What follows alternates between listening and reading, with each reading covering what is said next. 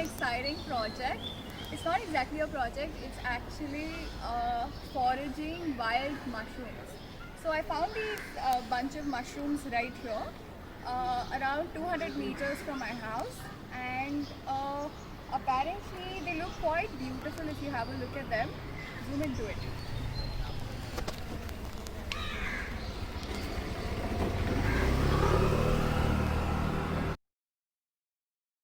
There are a couple of things that you have to keep in mind. Since this is my first time as well, so we're doing it together. And the first thing to keep in mind is never to touch any mushroom without knowing what species it is. And oftentimes these could have poison ivy around them, so you better avoid that. So once you know what species it is, once you've confirmed, then you can go ahead and chop off a little bit, not all of it, just a little bit, so that there is a possibility of it growing again and again at the same location. So this mushroom that we're looking at currently, before I harvest it, you need to have two things.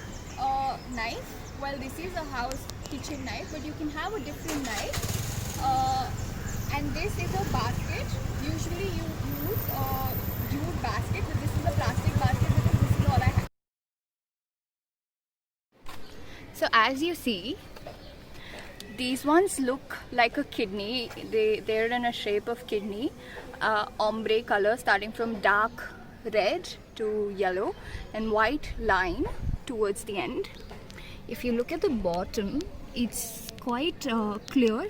They're white, almost white, and this is when the right time is to harvest these mushrooms. So like I said, don't touch them before you know the species.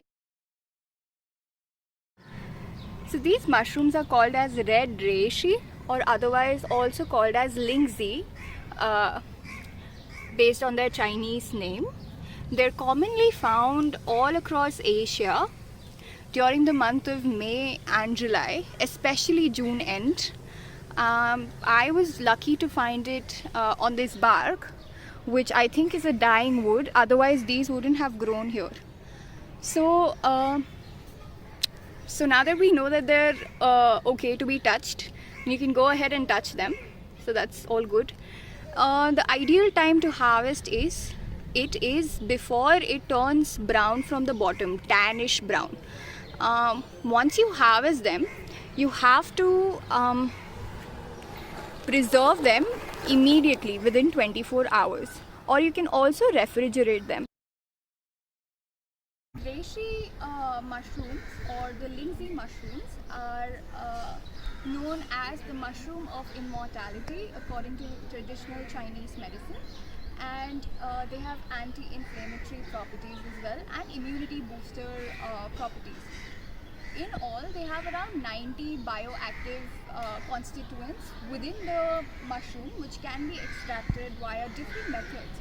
The best one being the double extraction method. So what I will be doing is following this double extraction method. There are many different ways. You can either cook it directly, you can put it in your soup, you can also drink it as a lemonade. Now we'll cut some of them off, the ones that are the biggest in circumference, and we'll leave the rest of them. Also, when we cut them, you've got to chop it like this.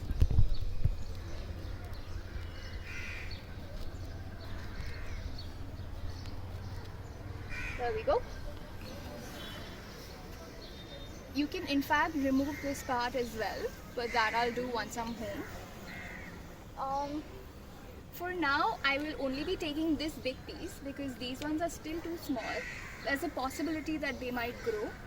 If not, we'll come back for them later. See this particular mushroom, they're very woody in nature, and when you press them at the back, they leave a brownish mark. That's when you know that this is red reishi. That's how you identify it, and it has to be white for you to consume it.